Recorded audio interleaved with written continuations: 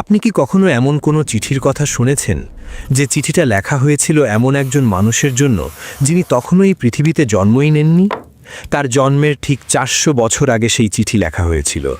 সেই চিঠি এক হাত থেকে আরেক হাতে, বাবার হাত থেকে ছেলের হাতে ঘুরে বেরিয়েছে শুধুমাত্র সেই মানুষটির অপেক্ষায়। এটা কোনো বানানো গল্প নয়, এটা ইতিহাসের এক অবাক করা সত্য ঘটনা। এক প্রতাপশালী রাজা যিনি আল্লাহর ঘর ভাঙতে চেয়েছিলেন, কিন্তু ভাগ্যের লিখন তাকে বানিয়ে দিল বিশ্বের প্রথম দিকের মুসলিমদের একজন।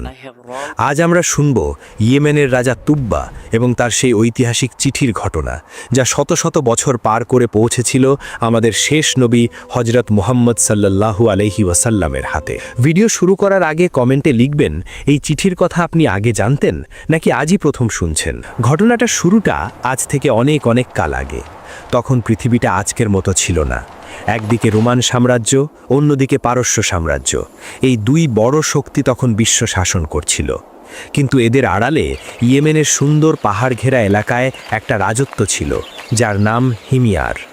সেই হিমিয়ার রাজ্যের সিংহাসনে তখন বসে আছেন এক শক্তিশালী রাজা, তার নাম তুব্বা আবু কারিব।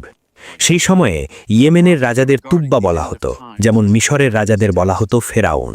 রাজা তুব্বা ছিলেন ভীষণ সাহসী এবং জ্ঞানের পিপাসু। তুব্বা যখনই কোনো দেশ জয় করতেন, সেখানকার সোনাদানা বা হীরা জহরত তার কাছে বড় বিষয় ছিল না। তার একটা অদ্ভুত অভ্যাস ছিল, তিনি যেই দেশ জয় করতেন সেখানকার সবচেয়ে বুদ্ধিমান 10 জন মানুষকে খুঁজে বের করতেন এবং তাদের নিজের দলে নিয়ে নিতেন। ভাবুন তো একবার, যুদ্ধ জয়ের পর তিনি সম্পদ না খুঁজে জ্ঞানী মানুষ খুঁজতেন। এভাবে করতে করতে তার সাথে জমা হলো পৃথিবীর নানা জায়গার 4000 সেরা জ্ঞানী মানুষ। এদের মধ্যে কেউ আকাশের নক্ষত্র চেনে, কেউ ভালো চিকিৎসা জানে, কেউ আবার বড় বড় পণ্ডিত। তুব্বা যেখানেই যেতেন এই 4000 জ্ঞানী মানুষের দল তার সাথেই থাকত। যেখানে তলোয়ার দিয়ে কাজ হতো না, সেখানে এই জ্ঞানী মানুষদের বুদ্ধি তুব্বাকে জিতিয়ে দিত। একদিন তুব্বা তার এই বিশাল সেনাবাহিনী আর 4000 পণ্ডিতকে নিয়ে রওনা দিলেন মক্কার দিকে। মরুভূমির ধুলো উড়িয়ে তার বাহিনী যখন মক্কার কাছে পৌঁছল, তুব্বা ভাবলেন অন্য সব শহরের মতো মক্কার মানুষও তার ভয়ে কাঁপবে, তার পায়ের কাছে এসে ক্ষমা চাইবে। কিন্তু মক্কায় পা রাখতেই তুব্বা অবাক হয়ে গেলেন। মক্কার মানুষ তাকে দেখে একটুও ভয় পেল না। না তারা তাকে স্বাগত জানালো, না তারা মাথা নত করল। তুব্বা ভীষণ অপমানিত হলেন, রাগে তার গা জ্বলতে লাগল। তিনি চিৎকার করে তার মন্ত্রীদের বললেন, এরা কি জানে না আমি কে?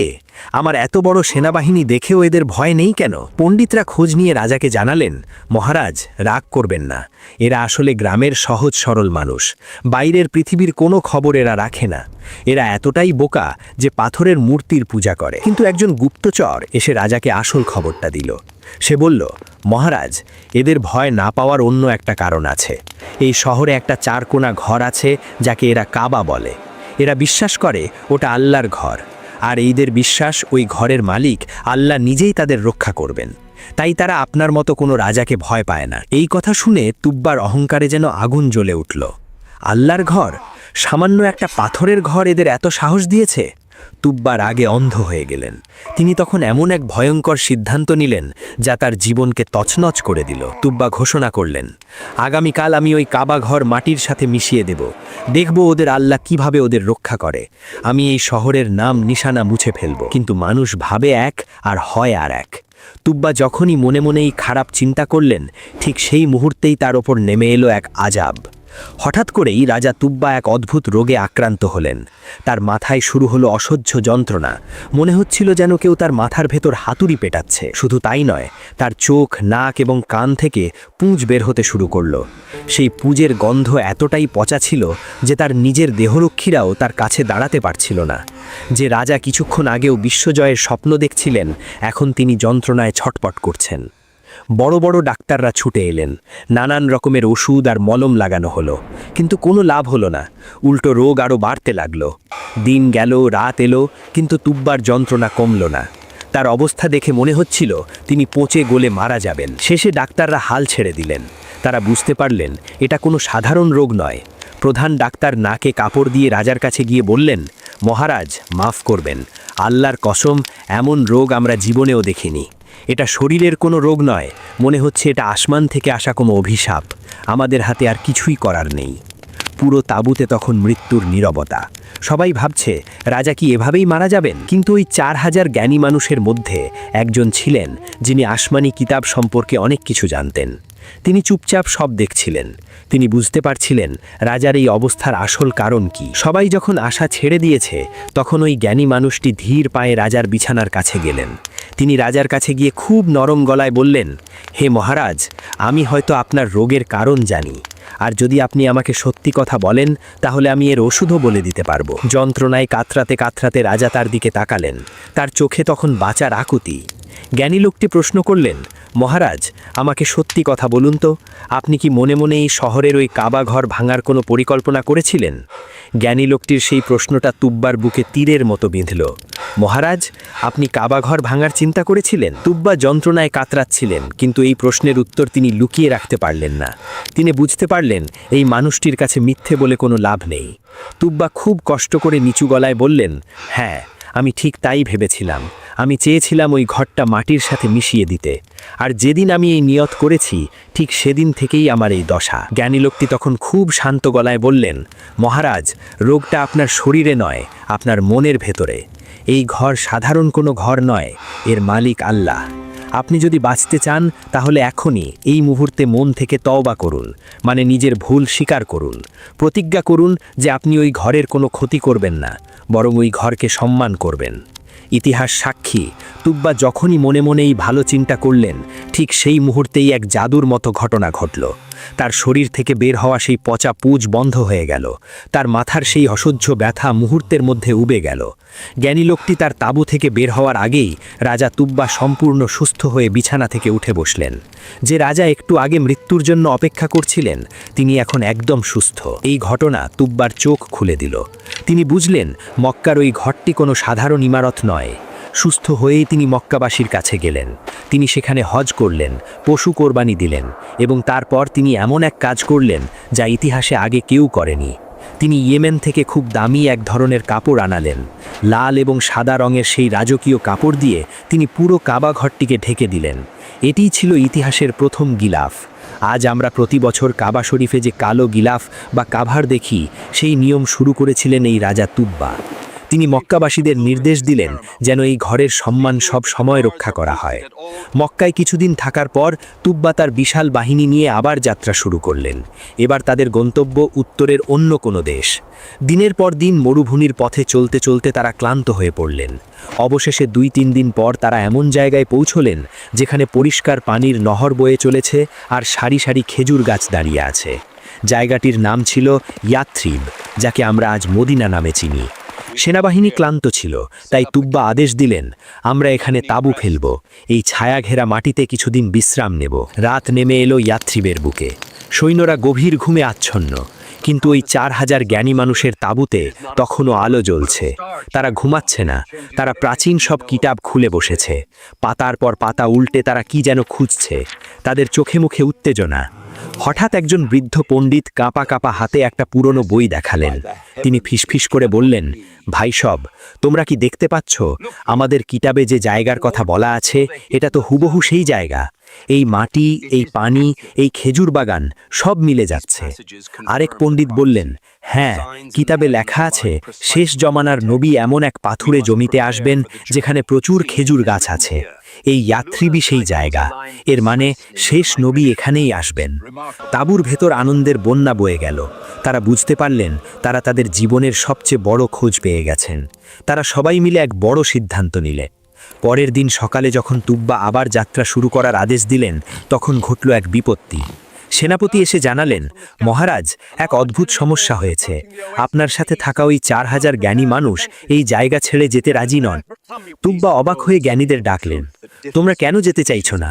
আমরা সামনে আরো বড় রাজ্য জয় করব। পণ্ডিতদের প্রধান এগিয়ে এসে বললেন, মহারাজ, আপনি চাইলে আমাদের মেরে ফেলতে পারেন, কিন্তু আমরা এই মাটি ছেড়ে এক পাও নড়ব না। কারণ আমাদের কিতাব বলছে সৃষ্টির সেরা মানুষ শেষ নবী মুহাম্মদ সাল্লাল্লাহু আলাইহি ওয়াসাল্লাম এই শহরেই আসবেন। আমরা তার অপেক্ষায় এখানেই জীবন কাটিয়ে দিতে চাই। যদি আমাদের বেঁচে থাকা অবস্থায় তিনি আসেন তবে আমরা ধন্য হব, আর যদি না আসেন তবে আমাদের সন্তানেরা তাকে স্বাগত জানাবে। তুব্বা ছিলেন একজন বুদ্ধিমান শাসক। তিনি কাবার অলৌকিক ক্ষমতা নিজের চোখে দেখেছেন। তাই পণ্ডিতদের এই কথা তিনি অবিশ্বাস করতে পারলেন না। তিনি কিছুক্ষণ চুপ করে রইলেন। তারপর এক ঐতিহাসিক ঘোষণা দিলেন, যদি এই মাটিতেই শেষ নবী আসেন তবে আমি রাজা তুব্বা তাকে একা অপেক্ষা করতে দেব না। আমিও তোমাদের সাথে এই অপেক্ষায় থাকলাম। আমি ঘোষণা দিচ্ছি, আমি এই নবীকে না দেখেই তাকে বিশ্বাস করলাম। তুব্বা শুধু মুখে বলেই থামলেন না, তিনি ইয়াত্রিবে একটা নতুন শহর গড়ার আদেশ দিলেন। তিনি তার 4000 জ্ঞানী মানুষের জন্য 4000টি বাড়ি তৈরি করে দিলেন, যাতে তারা এবং তাদের পরিবার সেখানে স্থায়ীভাবে বসবাস করতে পারে। তিনি চেয়েছিলেন যখন নবী আসবেন তখন যেন তার জন্য একদল প্রস্তুত মানুষ থাকে। 1 বছর কেটে গেল। তুব্বা ইয়াত্রিবে থাকলেন, কিন্তু তার তো বিশাল রাজত্ব, তাকে ফিরে যেতে হবে ইয়েমেনে। বিদায় নেওয়ার সময় ঘনিয়ে এলো। তুব্বা জানতেন তিনি হয়তো শেষ নবীকে দেখে যেতে পারবেন না, তাই তিনি এমন এক কাজ করার সিদ্ধান্ত নিলেন যা 400 বছর পরের এক ঘটনার জন্ম দিল। তিনি প্রধান পণ্ডিতকে ডাকলেন, বললেন, শোনো, আমি চলে যাচ্ছি, কিন্তু আমার এই আমানত তোমার কাছে রেখে গেলাম। যদি আমি বেঁচে থাকা অবস্থায় নবী আসেন তবে আমি এসে তার সেবা করব, কিন্তু যদি আমার মৃত্যু হয়ে যায় তবে এই চিঠিটা তুমি তাকে পৌঁছে দিও। আর যদি তুমিও মারা যাও তবে তোমার সন্তানেদের বলে যাবে, এই চিঠি এক হাত থেকে আরেক হাতে রক্ষা করবে যতক্ষণ না সেই নবী এই শহরে পা রাখেন। তুব্বা সেই পণ্ডিতের হাতে চিঠিটি তুলে দিয়ে বললেন, মনে রেখো, এটা শুধু একটা কাগজের টুকরো নয়, এটা আমার পুরো রাজত্বের চেয়েও দামি। শতাব্দী লাগলেও এই চিঠি শেষ নবীর হাতে পৌঁছতেই হবে। পণ্ডিত চোখের পানি মুছতে মুছতে কথা দিলেন। তুব্বা ঘোড়ায় চড়ে শেষবারের মতো ইয়াত্রিবের দিকে তাকালেন। তিনি জানতেন না কবে সেই নবী আসবেন, কিন্তু তার বিশ্বাস ছিল অটুট। রাজা তুব্বা ইয়েমেনে ফিরে গেলেন এবং সেখানেই কিছুদিন পর মারা গেলেন। কালের চাকা ঘুরতে লাগলো। দিন গেল, বছর গেল, 100-200 বছর পেরিয়ে গেল। ইয়েমেনের সেই রাজপ্রাসাদ ধুলোয় মিশে গেল। অনেক রাজত্ব এলো এবং গেল, কিন্তু ইয়াত্রিবের সেই পণ্ডিতের বংশধরেরা তুব্বার সেই কথা ভোলেনি। বাবা মারা যাওয়ার আগে ছেলেকে ডেকে সেই চিঠি দিয়ে যেতেন আর বলতেন, বাবা, আমাদের পূর্বপুরুষরা এক মহান মেহমানের জন্য অপেক্ষা করে গেছেন, এই চিঠিটা সাবধানে রেখো। এইভাবেই কেটে গেল প্রায় 400 বছর। মক্কার মরুভূমিতে এক নতুন সূর্যের উদয় হলো। হযরত মুহাম্মদ সাল্লাল্লাহু আলাইহি ওয়াসাল্লাম নবুয়ত পেলেন, কিন্তু মক্কার মানুষ তাকে আপন করে নিল না। অত্যাচারের শিকার হয়ে আল্লাহর আদেশে তিনি মক্কা ছেড়ে মদিনার পথে, তৎকালীন ইয়াত্রিবের পথে রওনা হলেন। এদিকে ইয়াত্রিবের মানুষরা অধীর আগ্রহে অপেক্ষা করছিল। তারা শুনেছিল যে তাদের শহরেই শেষ নবী আসছেন। সেই 4000 পণ্ডিতের বংশধরেরা, যারা এখন আনসার নামে পরিচিত, তারা প্রতিদিন শহরের সীমানায় গিয়ে দাঁড়িয়ে থাকত। কবে আসবেন তাদের প্রিয় নবী? অবশেষে সেই মহান দিনটি এলো। মদিনার দিগন্তের ওপারে ধুলো উড়তে দেখা যাচ্ছে। শুক্রবারের এক ঝলমলে দুপুর। দূরে 2টি উট এবং কয়েকজন মানুষকে দেখা যাচ্ছে। মদিনার মানুষজন আনন্দে চিৎকার করে উঠল, আল্লাহু আকবার, আল্লাহর নবী আসছেন। পুরো মদিনা শহরে আনন্দের বন্যা বয়ে গেল। ছোট ছোট বাচ্চারা, বৃদ্ধরা সবাই ঘর থেকে বেরিয়ে এলো। নবীজি মদিনায় প্রবেশ করলেন। মদিনার প্রতিটি ঘরের মানুষ চাইল নবীজিকে তাদের মেহমান হিসাবে পেতে। সবাই তার উটের রশ্মি ধরতে চাইল। কেউ বলল, হে আল্লাহর নবী, আমার ঘরে আসুন, আমার ঘর অনেক বড়। কেউ বলল, আমার কাছে অনেক খাবার আছে, দয়া করে আমার মেহমান হন।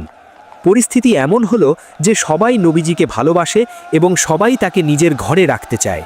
এই ভালোবাসা দেখে নবীজি হাসলেন এবং এক চমৎকার সমাধান দিলেন। তিনি বললেন, তোমরা আমার উট কাসোয়ার পথ ছেড়ে দাও। সে আল্লাহর হুকুমে চলছে। সে যেখানে গিয়ে থামবে আমি সেখানেই আতিথেয় গ্রহণ করব। সবাই শ্বাস বন্ধ করে দেখছে। উটটি মদিনার সরু গলি দিয়ে হেঁটে চলেছে। বড় বড় নেতাদের বাড়ির পাশ দিয়ে উট চলে গেল, কিন্তু থামল না। সবাই হতাশ হলো, কিন্তু উট আপন মনে হাঁটতে লাগলো। হাঁটতে হাঁটতে উটটি এমন এক জায়গায় এলো যেখানে একটি খালি জমি ছিল। এই জায়গাটিতেই পরে মসজিদে নববী তৈরি হয়। উটটি সেখানে একটু থামলো, কিন্তু বসল না।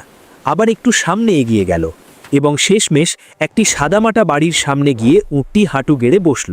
কার বাড়ি ছিল ওটা? সেটি ছিল আবু আইয়ুব আনসারির বাড়ি। কিন্তু বন্ধুরা, এখানে একটা অবাক করা ইতিহাস লুকিয়ে রয়েছে যা জানলে আপনার গায়ের লোম দাঁড়িয়ে যাবে। আবু আইয়ুব আনসারি কোনো সাধারণ মানুষ ছিলেন না। তিনি ছিলেন সেই প্রধান জ্ঞানী লোকটির সরাসরি বংশধর, যার হাতে রাজা তুব্বা 400 বছর আগে চিঠিটি তুলে দিয়েছিলেন। আর এই যে বাড়িটি, যার সামনে উটটি বসেছে, ইতিহাস বলছে এই এই বাড়িটি তুব্বা নিজেই তার নিজের টাকা দিয়ে বানিয়েছিলেন। তিনি বলে গিয়েছিলেন এই বাড়িটি হবে শেষ নবীর জন্য, যখন তিনি আসবেন তিনি যেন এই বাড়িতেই থাকেন। চিন্তা করুন একবার, 400 বছর আগে বানানো বাড়ি আজ তার আসল মালিককে খুঁজে পেল। আল্লাহর কি অদ্ভুত পরিকল্পনা। আবু আইয়ুব আনসারী দৌড়ে এলেন, তার চোখে আনন্দ আর পানি একসাথে। নবীজির জিনিসপত্র ঘরে তুললেন। নবীজি যখন ঘরে বিশ্রাম নিলেন তখন সেই ঐতিহাসিক মুহূর্তটি এলো। আবু আইয়ুব আনসারী তার সিন্দুক থেকে বংশ পরম্পরায় রক্ষা করা সেই পুরনো চিঠিটি বের করে আনলেন। 400 বছর ধরে বাবারা ছেলেদের হাতে এই চিঠি তুলে দিয়ে বলেছেন, রক্ষা করো। আজ সেই আমানত পৌঁছে দেওয়ার সময় এসেছে। কাপা কাপা হাতে তিনি চিঠিটি নবীজির হাতে তুলে দিলেন। নবীজি অবাক হয়ে চিঠিটি খুললেন। সেখানে লেখা ছিল, হে আল্লাহর নবী, আমি তুব্বা আল আউয়ালের পক্ষ থেকে, শেষ নবী মুহাম্মদ সাল্লাল্লাহু আলাইহি ওয়াসাল্লাম। হে আল্লাহর নবী, আমি আপনাকে না দেখেই আপনার উপর, আপনার কিতাবের উপর এবং আপনার আল্লাহর উপর ঈমান এনেছি। যদি আমি বেঁচে থাকতাম তবে আপনার পায়ের কাছে বসে আপনার সেবা করতাম, আপনার শত্রুদের বিরুদ্ধে তলোয়ার ধরতাম। কিন্তু যদি আমার মৃত্যু হয়ে যায় তবে এই চিঠিটা আপনার কাছে পৌঁছে দিও। আর যদি কেয়ামতের দিন আমাকে ভুলে যান তবে আপনার দলের একজন সাধারণ মানুষের হিসাবে আমার নামটুকু মনে রাখবেন এবং আল্লাহর কাছে আমার জন্য সুপারিশ করবেন। চিঠি পড়ে নবীজির চোখ ভিজে গেল।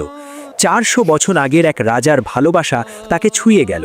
তিনি আকাশের দিকে তাকিয়ে 3 বার বললেন, হে আল্লাহ, তুমি নেককার তুব্বাকে ক্ষমা করে দাও। হে আল্লাহ, তুমি আমার ভাই তুব্বার ওপর রহমত বর্ষণ করো। এভাবেই শেষ হলো এক দীর্ঘ অপেক্ষা। একজন রাজা, যিনি নবীজির জন্মের 400 বছর আগে মারা গেছেন, তিনি শুধু একটি চিঠির মাধ্যমে এবং তার খাঁটি বিশ্বাসের কারণে সাহাবীদের মর্যাদায় পৌঁছে গেলেন।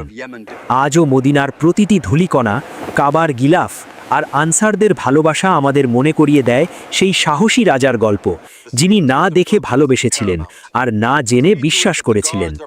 বন্ধুরা, রাজা তুব্বা আমাদের শিখিয়ে গেছেন, আমরা হয়তো আমাদের কাজের ফলাফল দেখে যেতে পারবো না, কিন্তু আমরা যদি ভবিষ্যতের জন্য ভালো কিছু রেখে যাই তাহলে আল্লাহ সেটা বৃথা যেতে দেন না।